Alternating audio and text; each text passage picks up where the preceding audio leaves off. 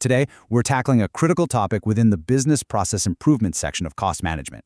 And my goal today isn't just to help you pass a test. No, it's to help you completely rewire how you view business operations so you can really start thinking like a strategic CFO.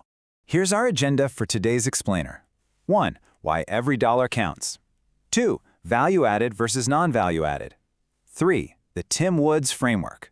4. A CMA exam practice question. And 5. Key takeaways for exam day. Section 1. Why every dollar counts. Okay, let's dive into this. When you sit down for part 1 of the CMA exam, you really need to understand the mindset of the ICMA. They aren't just testing if you can balance a ledger or memorize a formula. They're testing a specific, high-level skill. They want to know if you can look at a company's raw operations and figure out how to make them leaner, faster, and much more profitable. Mastering process improvement is exactly what separates a traditional accountant from a lean strategic CFO. A traditional accountant just records the financial drains, right?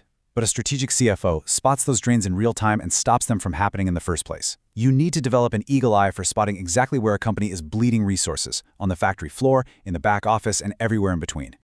Section 2. Value added versus non-value added.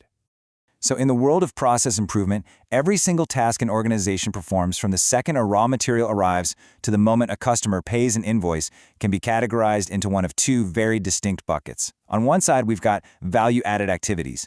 These are the golden processes that actually increase the worth of a product or service for the customer. On the flip side, we have non-value-added activities. These are tasks that just consume your company's time, resources, or physical space, but they add absolutely zero worth from the customer's perspective. Think about it.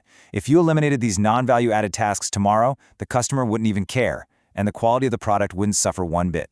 The absolutely crucial point here is knowing exactly how to identify a value-added activity. It must meet 3 strict rules. Rule number 1, the customer must be willing to pay for it. Rule number 2, it must physically change or improve the product or service. And rule number 3, it must be done correctly the first time. Take an automobile assembly line, for example.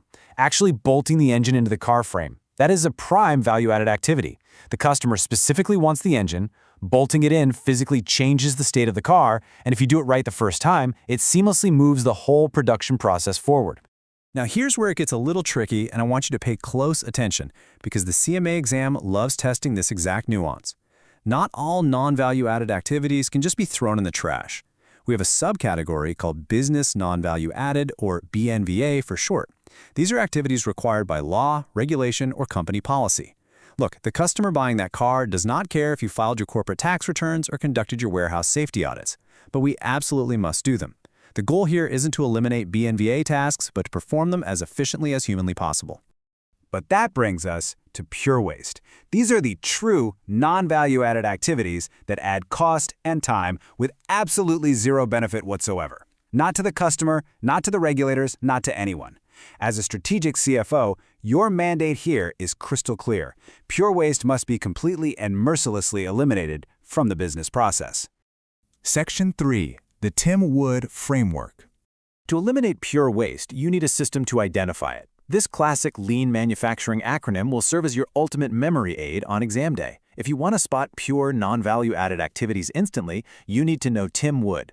Let's walk through this cheat sheet together. These represent the 7 primary wastes in a business process. T is for transportation. Moving materials from one room to another doesn't magically make the product any better. I is for inventory. Storing excess work in process just ties up your cash and eats up storage space. M is for motion, which is the unnecessary physical movement of your employees or machines. W is waiting. Picture an employee just standing around for a machine to finish, or an invoice sitting in an inbox waiting for a signature. Then we have O for overprocessing. This is doing way more work than the customer actually asked for, like spending hours meticulously painting the inside of a car bumper where literally no one will ever see it. The second O is overproduction, which is making products before they're actually ordered, which directly causes our earlier inventory waste. Finally, D for defects, making mistakes that require scrapping parts or doing rework. Remember our strict rules: value is done right the first time. Therefore, rework is the ultimate definition of pure waste. Section 4. CMA exam practice question. Let's do a quick simulation of an actual multiple-choice exam question you might see on Part 1 to apply all this theory. The scenario is this.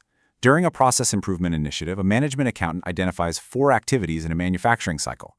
The question asks, which of the following 4 activities would be classified as a value-added activity? Read this carefully and get ready to apply those 3 strict rules we just covered. Let's think aloud and use the process of elimination. Option A is moving raw materials.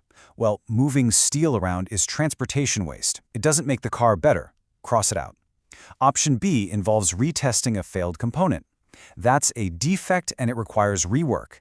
If it wasn't done right the first time, it's pure non-value-added waste. Gone. Option D is storing completed units. That's inventory waste. A customer isn't going to pay a premium just because the car sat in a warehouse for a fortnight, right? Eliminate it. That leaves us with option C, attaching a premium leather finish. Let's check our rules. Does the luxury buyer specifically pay for it? Yes. Does it physically transform the product? Yes. If it's part of the core assembly and done right, it is our clear, correct winner. Section 5. Key takeaways for exam day. Fantastic job working through that. Let's consolidate everything into a tight, organized summary of exactly what you need to memorize before you walk into the testing center. Here is your final checklist. First, always view value entirely through the eyes of the customer, not through the eyes of the company. Second, ruthlessly filter activities through the 3 criteria: willingness to pay, physical change, and done right the first time. And third, keep that Tim Wood framework in your back pocket to quickly spot and categorize pure waste.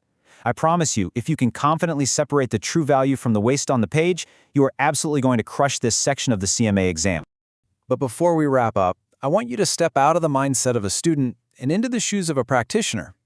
When you sit down at your desk tomorrow morning, I challenge you to ask yourself, are you actually creating value, or are you just generating Tim Wood?